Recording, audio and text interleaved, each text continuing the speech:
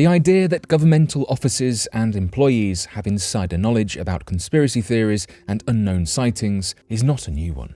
What you might not know, however, is that often presidents and leading officials are just as clueless as the general public. While it can be tempting to assume that they know everything, history has shown how the presidents of the past, both recent and distant, have shown an interest but lack knowledge of incidents such as UFOs and Bigfoot sightings. President Obama talked about seeking information about UFOs, and President Roosevelt recorded a story he was told about a Bigfoot. In some cases, they have even been part of the law, and presidents such as John Adams and Andrew Jackson are said to roam and haunt the halls of the White House to this very day.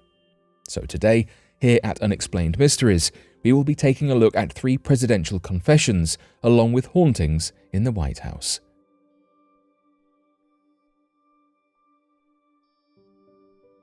Obama talks UFOs.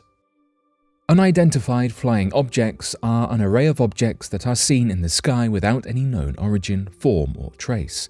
Called unidentified aerial phenomenon by the military, there have long since been sightings of these UFOs and subsequent conspiracy theories and debates about where they come from, where they are going, and why they are here.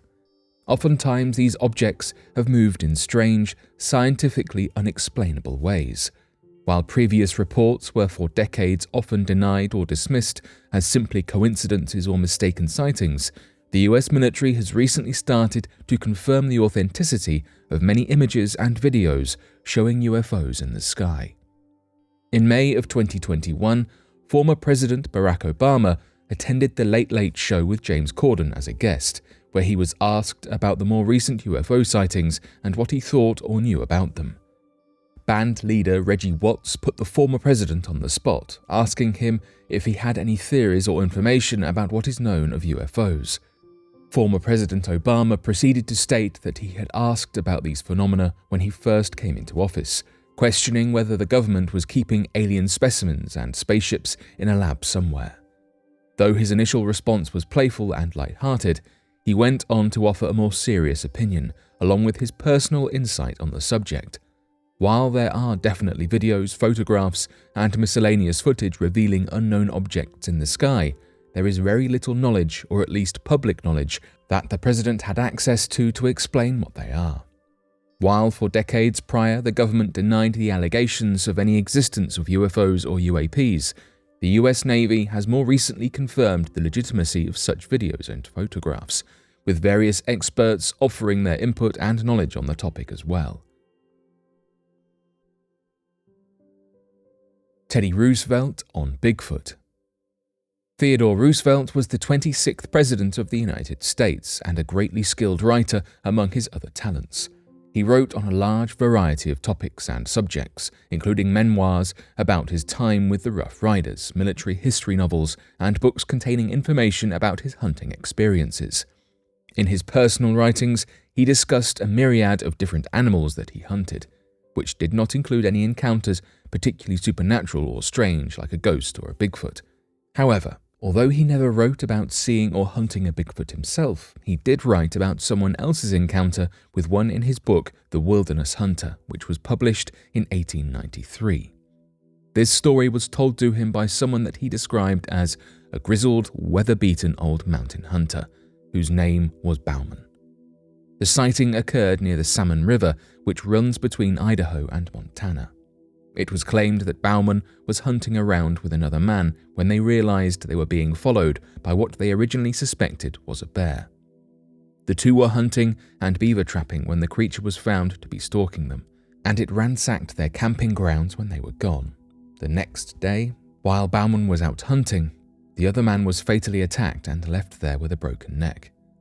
Roosevelt wrote that Bauman ran, leaving behind all of his resources except for his weapon, going as fast as he could all the way down the pass until he was out of the creature's way and pursuit.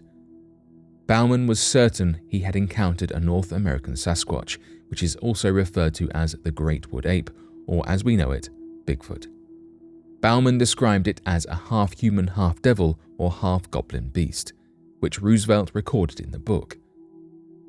While Teddy Roosevelt recorded the story from Bauman with as much accuracy as he could, It seemed that he was somewhat hesitant to believe Bauman's encounter. Roosevelt wrote that the most convincing argument for it being true was that Bauman must have believed what he said, for he could hardly repress a shudder at certain points of the tale.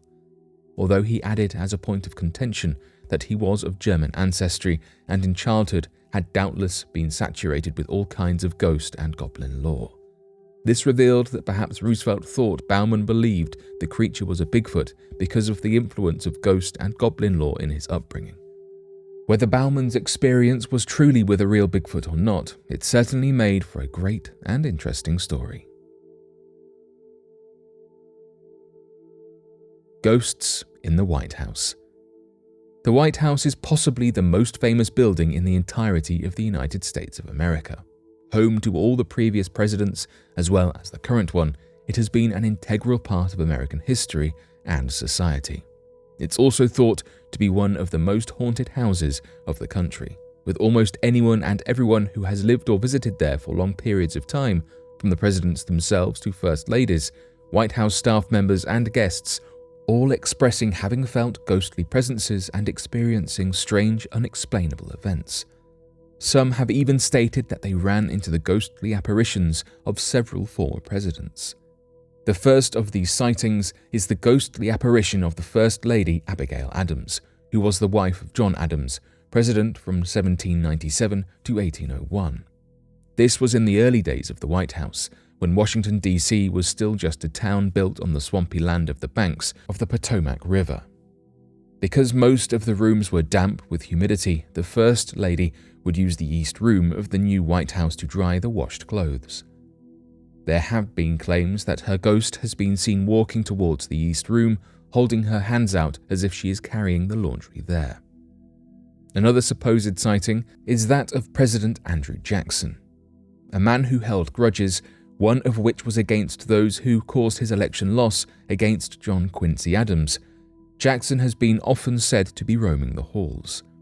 Even President Harry Truman wrote about feeling the ghostly presence of Andrew Jackson, writing, "I sit here in this old house and work on foreign affairs, read reports, and work on speeches, all the while listening to the ghosts walk up and down the hallway. The floors pop and the drapes move back and forth. I can just imagine old Andy and Teddy having an argument over Franklin." Perhaps the most infamous haunting story of the White House is that of President Abraham Lincoln, the 16th President of the United States. These sightings are among the most commonly reported, with many claiming to have seen his ghost or at least felt his presence. Lincoln, whose life was cut short as a result of an assassin's bullet in April 1865, was said to have been seen first by Grace Coolidge, the wife of President Calvin Coolidge, who was in office from 1923 to 1929. Grace said that the lanky president was standing, looking out of the window in the Oval Office, across the Potomac River, toward where the civil conflict battles were fought beyond. Later, the wife of President Lyndon Johnson claimed to have felt Lincoln's presence while watching a television show about him passing away. The most notable and frequent sightings of Lincoln's ghostly presence occurred during Franklin D. Roosevelt's long administration, from Eleanor Roosevelt claiming she felt his presence while working in Lincoln's former office to several visitors declaring to have seen his ghost. Even British Prime Minister Winston Churchill once said that he emerged from the bath naked to find Lincoln's ghost sitting by the fireplace in his room. Some psychics speculate that President Abraham Lincoln's spirit tends to appear in the White House during times of crisis, there to help the nation in what little ways he can.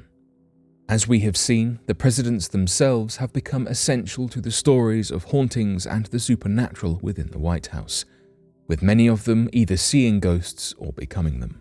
Whatever you might believe about the existence of the supernatural, there is no denying the deep history that clings to the White House and its many presidents.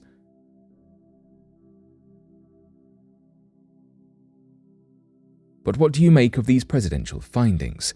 Be sure to let us know your thoughts in the comment section below and help us grow this community while working to solve these unexplained mysteries. Thank you for watching, and don't forget to subscribe for more videos.